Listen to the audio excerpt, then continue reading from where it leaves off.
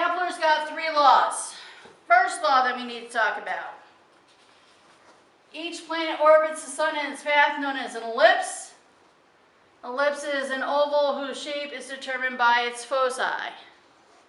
Alright, important to know, the sun is located at one of the foci. This will become a little more clear as we start talking. A circle is an ellipse that both foci are in the same location. So if I'm looking, what I'm talking about is, here's my ellipse, here's my 2 foci. My circle, those 2 points are the same, they're dead in the middle. The further away your foci are, the more elliptical. The closer the foci are together, the more circular.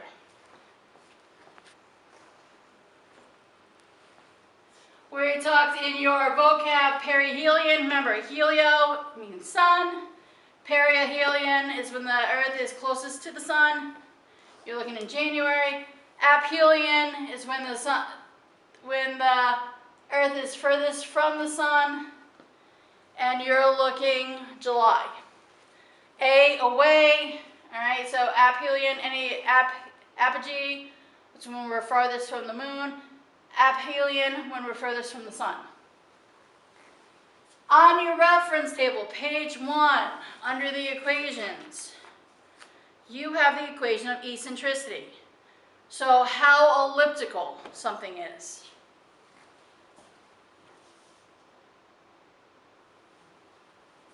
So the equation is distance between the foci divided by the major axis, the length of the major axis. So really quick.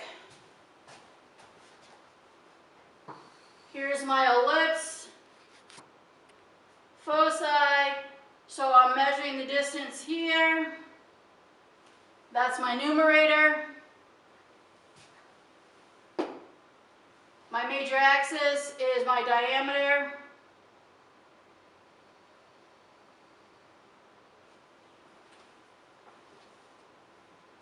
So as I said, the smaller the eccentricity, more circular. The larger the eccentricity, more elliptical. The greatest your eccentricity can be is 1. The smallest it can be is 0.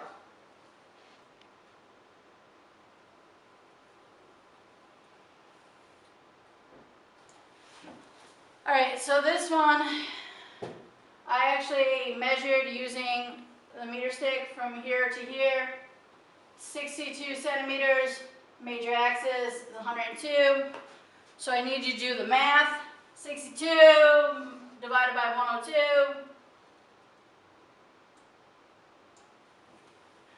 The eccentricity is 0.608. Alright. Same thing I have done down here. The distance between the 2 foci is 8.5. The major axis, 52 centimeters. 8.5 divided by 52, 0.163.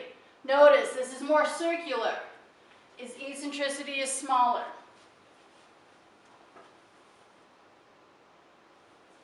As I already mentioned, the lowest possible is 0. That means the 2 foci are in the same point. That's a circle. Highest it can be is a straight line. Your foci are the same as your major axis, and that's a straight line. So that's Kepler's first law.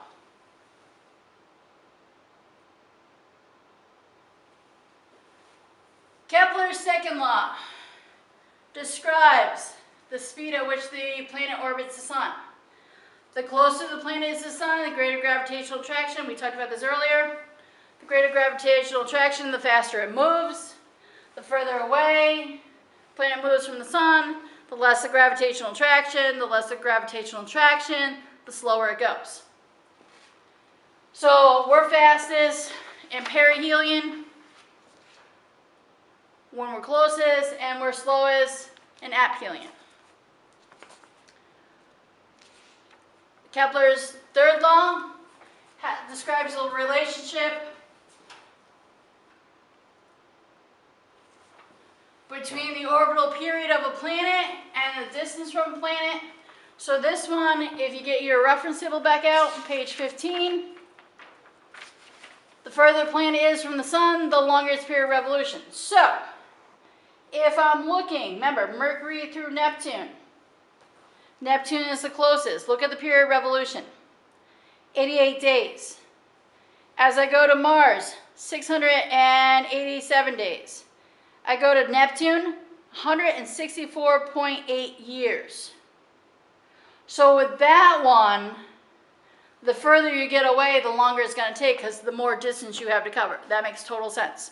Same thing, I put you on the track. The longer you have to walk it or run it, the more distance you have to cover, the longer it's going to take you. Okay, Sir Isaac Newton. The whole thing is everything is gravitationally attracted to each other. So, the person that you see next to you or the object next to you, you are gravitationally attracted to each other. How come you guys don't go together like little magnets? That's because your mass is too small.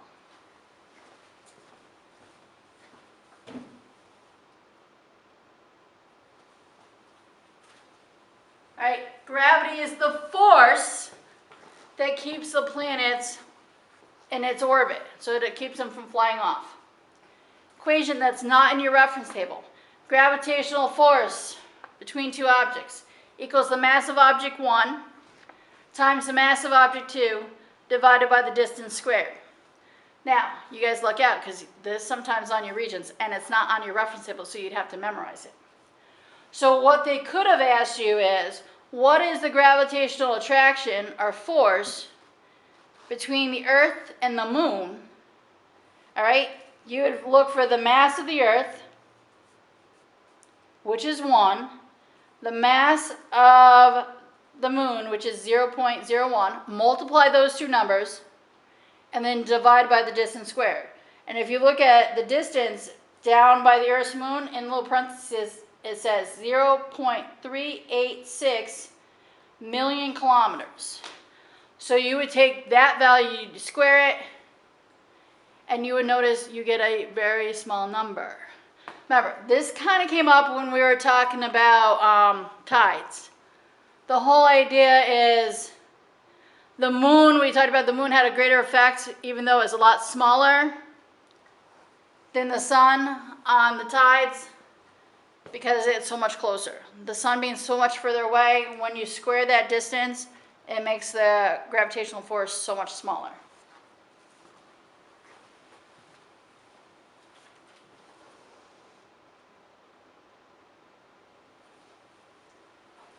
All right, next. Shadows. We need to talk about the length of the shadow. That is dependent on your angle to the sun.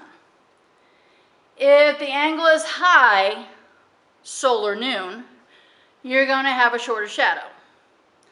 If your angle is low, sunrise, sunset, you're going to have a longer shadow.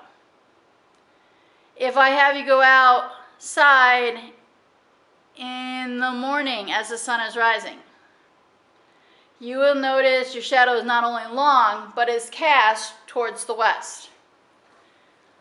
If you do it at solar noon, you'll find out your shadow is shorter and is casted towards the north. All right. If I have you do it sunset, you'll notice the shadow is longer and it's cast towards the east. If the sun is your zenith, you cast no shadow because the shadow is directly underneath you. I hope you get everything, you understand it. I'll be putting extra videos in there for you, so be looking for that stuff. Also, this one in your review book, it's multiple topics.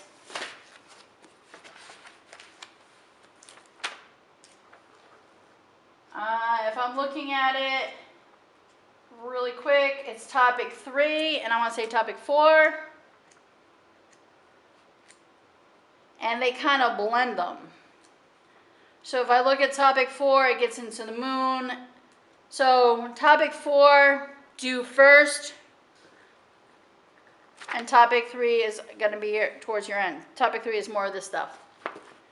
All right, good luck. I'll see you at Google Meets.